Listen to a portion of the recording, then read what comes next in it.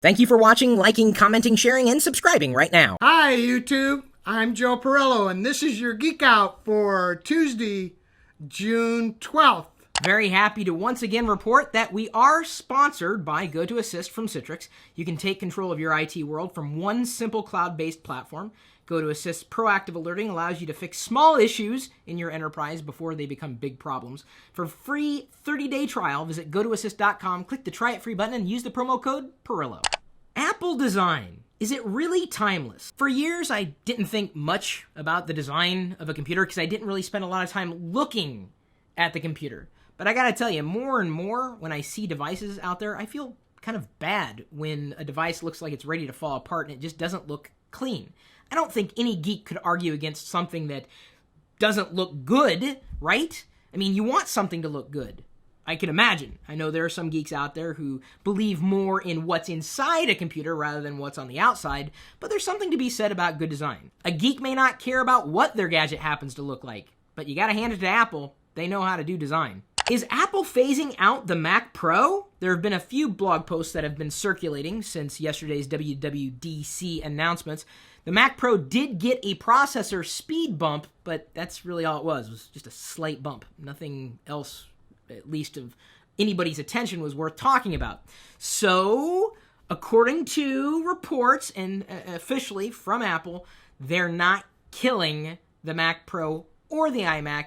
Allegedly, we will see an update within the next year or so. And that's from Apple themselves, not a rumor. They're not going to say when they would be announcing a new Mac Pro or an iMac, but updates are coming down the pike. I don't believe Apple would abandon the professional realm. They're certainly not abandoning the mobile realm. iMac has been a great line. The Mac Pro has been a great line. I just think they're working on a few other tweaks before it's ready for prime time. Obviously. How can you recover data from a PC that won't boot? This may have happened to you, and one thing you have to understand is the entire computer may not need to be updated. Maybe a component inside the computer has failed. Maybe your video card stopped working. Maybe something else is keeping the system from booting up fully. Maybe a cable got disconnected, and believe it or not, that does really happen. So if your PC doesn't boot, you remove the hard drive. Just take it out of the system, if you can, and hopefully you can. Remove it from the system, and then connect it to an external dock, potentially an external enclosure, and try to pull data from it. Now, if you can't get data from the drive outright, you may need the help of some software specifically designed to recover data from hard drives. We have a few suggestions for you in the article. One of the leading pieces of software to help you recover data from a dead or dying hard drive, I guess not completely dead, not dead yet, SpinRite from Steve Gibson. Why are frame rates and refresh rates important in gaming? Well, it's all about fluidity in motion. You can definitely tell when something has a low frame rate. That's difficult to watch. Even if the resolution was super high, if it's herky-jerky, no one really wants to pay attention to that for too long.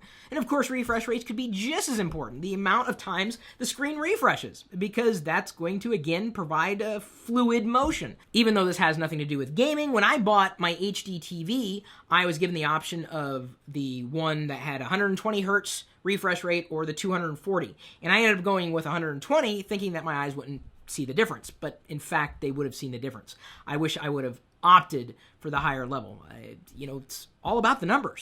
We've got a review of the portable USB Lenovo M0520 speakers. And if you're wondering if you should be traveling with speakers, if you are an audiophile, you like listening to stuff, but maybe the speakers that come on your notebook computer aren't that great, and let's face it, most speakers that come built into notebook computers kind of suck. You're probably going to need an external speakers option. Do you have a favorite? Video games don't remain the same. Over the past 40 years, we've seen video games evolve from primitive, blocky Pong-style affairs, and those are my favorite types of games. I mean, I ended up getting an arcade cabinet in my home office so I could play those classics. In fact, you caught in the vlog the other day when pretend this is the vlog back here. I went to a local game room expo, and owners of arcade machines and pinball machines brought them all together in one place. Those are the kind of games I still love playing. But video games, of course, have evolved over time. But you know what? The more advanced those video games get, the more I miss the simplicity in gaming. And there's just something so incredibly simple about doing this. Dook, dook, dook. That was Pong, by the way, in case half my audience has no idea. You know what? If you've never played Pong, you owe it to yourself to get in front of a Pong machine. Don't play some stupid game on the web. Find an actual Pong machine. Try plugging it into your TV. You probably won't have much luck because the connectors are completely different these days. Amazon Cloud Player is now available on the iPhone. Oh, this is big news. I've already uploaded a lot of my music library, the library that I was tracking at one point in time, MP3 files that I've accrued over the years after purchasing albums or ripping albums that I had purchased. Now I put them onto Amazon's Cloud Drive. They have an app that you can use to upload your music from your computer or wherever to the Cloud Drive. And now that they have an iOS app, at least one that's native for the iPhone and iPod Touch, that's pretty cool. Otherwise, if I were wanting to listen to that music, those MP3s, on my iOS devices, I would have to either track it through iTunes or possibly use iCloud to manage the licenses. I didn't even want to get into it. I just wanted it to be simple, and Amazon's kind of made it simple. I don't know if I'm going to spend more money than I need to get all that free storage on Amazon's Cloud Drive, but I tell you, this is a step in the right direction. I haven't downloaded an MP3 in a while, and when I do, I really don't know what to do with it anymore because most of my music consumption is through Pandora, potentially through Spotify on the desktop. I just don't track music anymore. What's the point? If I wanted to, I could subscribe to a service, and I just haven't felt the need to do that yet. I think Amazon's done the right thing putting Cloud Player on the iPhone. It just kind of seemed like it was inevitable. I'm sure Google's going to follow suit. Websites to be forced to identify trolls under new measures. Oh, this is bad news for some of you, and you know who you are. That's the problem. You know who you are. We don't know who you are. And see, I have no problem with freedom of speech and anything like that, but because I certainly would defend it, your right to say whatever the hell you wanted to say.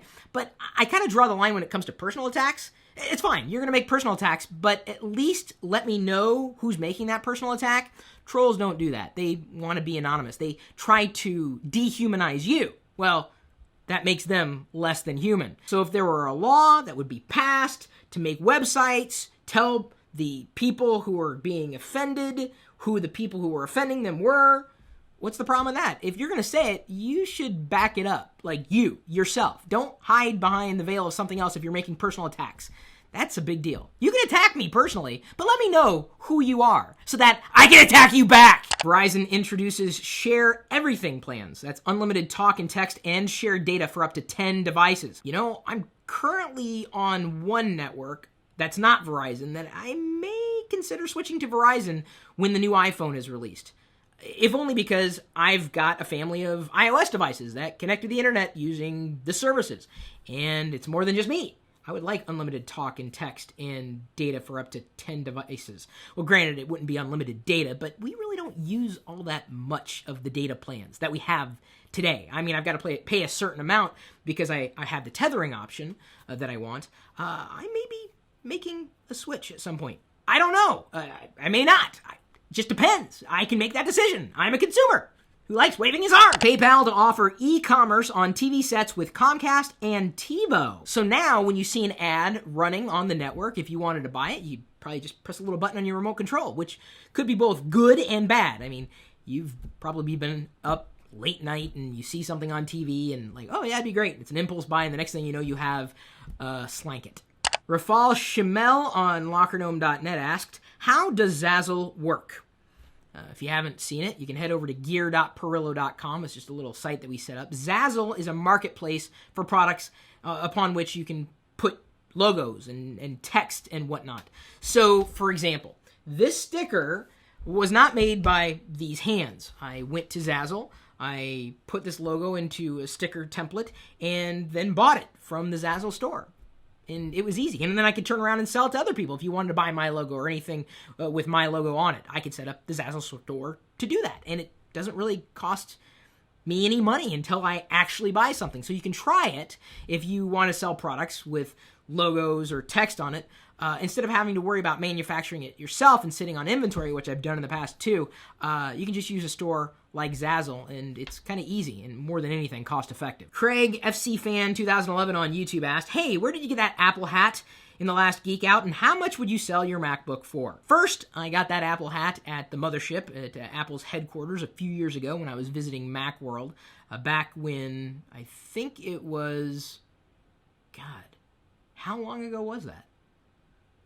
Anyway, I don't know what I'm going to be selling this MacBook for. I've got to take a look at the specs and get a fair market value out of it, but I am considering selling a secondary MacBook Pro, if only to get enough money that gets me far enough along to buy the new MacBook Pro with the Retina display, which is going to be amazing for video. And that's what I do a lot of, video. So I don't know what I'm going to be selling it for. However, the people who have asked to see the bids first are the people who write for Locker Gnome. But then if they don't want it, they want to pass on the offer, then it goes to the rest of the community. Video Game Master 1101 on YouTube asked, what happened to the iMac? Other than the Mac Mini, the iMac was the only Mac that didn't get an update. Even the Mac Pro got a minor update. Is it dead? I'm very disappointed. Should I wait or just get the current iMac? Okay, I kind of answered it earlier in this episode, which you didn't know about because you asked the question before I started recording. But if you need a computer right now, the iMac is no slouch. No one knows what the next iMac is going to have. You know they're going to be releasing a new iMac. So if you can wait a year or so, I say wait. If you need something today, get an iMac. You know, I have one iMac right here. It's worked just fine, done everything I needed it to do, and it's several years old. I think it's a Core 2 Duo. It's that old. Its primary function is to host virtual machines, so Ubuntu or Windows 8 or a secondary install of OS 10 if I need to test software. It's a great machine. Absolutely great machine. FilipinoPower asks on LockerGnome.net, do you think the next iPhone will have NFC? NFC short for Near Field Communications. The idea is you could walk up to a kiosk, swipe your phone or whatever, and suddenly, hey, guess what? Now you've been charged for something. You may not even need to swipe your phone because it just knows you're nearby as long as you've made that gesture. Apple's going to be releasing Passbook with iOS 6, making it easier for you to manage all of those cards that normally you have to carry around in your wallet or purse.